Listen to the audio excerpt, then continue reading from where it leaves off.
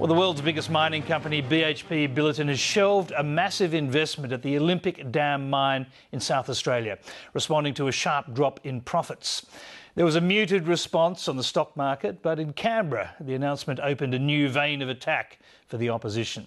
Political correspondent Tom Eagleton has more from Canberra.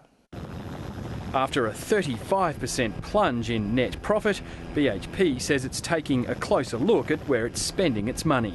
As a result, the group is not in a position to approve the Olympic Dam project before the indenture agreement deadline of 15 December this year. There's no doubt that this is a major disappointment for South Australia and indeed for the nation. A smaller project in Queensland's also been shelved. Together, the decisions cut off $30 billion of potential investment in the mining industry. We've just had devastating news for South Australia. So that's 8,000 construction jobs, 4,000 permanent jobs, 13,000 associated jobs. The decisions also disappointed the government in Canberra. Look, it would have been lovely to get the project up. So I personally am not surprised at the BHP Billiton decision, given the size of the project. The Resources Minister says all is not lost for an expansion that would have made Olympic Dam one of the world's biggest nickel and uranium mines. As far as I'm concerned, the project is still there to be grabbed. Our responsibility is to work with BHP Billiton to actually get this project in place in the future. But the company's CEO is scotching any hope of that before the next election. We would be very surprised if we approved new projects in the next 12 months. So just to be crystal clear on that. We need a change of government at the federal level if the Olympic Dam expansion is to go ahead in any form. The coalition's blaming the carbon tax and the mining tax for the decision. Have you actually read BHP's statements? No. The Prime Minister's blaming Tony Abbott. The uncertainty for BHP and Olympic Dam, the uncertainty for every business in this country comes from the destructive negativity of the Leader of the Opposition.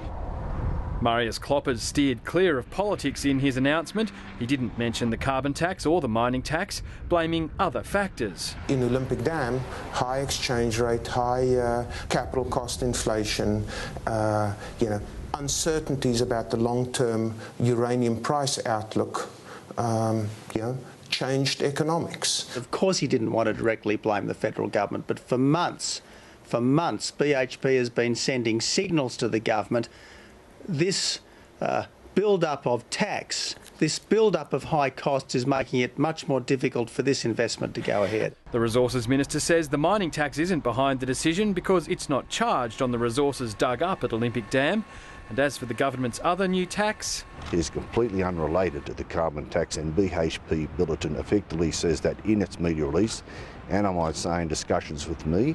The Greens say BHP's own actions should bear some of the blame. A lot of it comes back to judgment calls that Marius Kloppers has made in relation to various acquisitions that he has been pursuing that didn't come off. And BHP's already in recent weeks had to front up to what was probably a wrong decision at the time, given what they paid for their tight gas opportunities in the United States. But the Olympic Dam announcement wasn't the only show here today. A series of stories in the Australian newspaper about the circumstances surrounding Julia Gillard's departure from the law firm Slater and Gordon 17 years ago are beginning to find traction. The opposition's now bought into accounts of Slater and Gordon's questioning of Julia Gillard over her potential part in the allegedly corrupt activities of her then-boyfriend, a senior official at the Australian Workers' Union. The coalition's deputy leader didn't make direct reference to the story, but touched on it with a broad question in Parliament today about union ethics. The gross misuse of union members' funds at the Health Services Union and the Australian Workers' Union. When the Workplace Relations Minister spoke only of the HSU, she sharpened the focus. I also asked about the Australian Workers' Union. I'd asked the Minister to address that issue. I am entirely confident that in recent years the Australian Workers' Union has been very well administered. Bill Shorten himself, in a sense, dumped the Prime Minister in it. We all know where the question's coming from. We know that there has been attempts by the Liberal Party to smear and muckrake. The Prime Minister says she's already addressed the issue. Tom Eagleton, Lateline.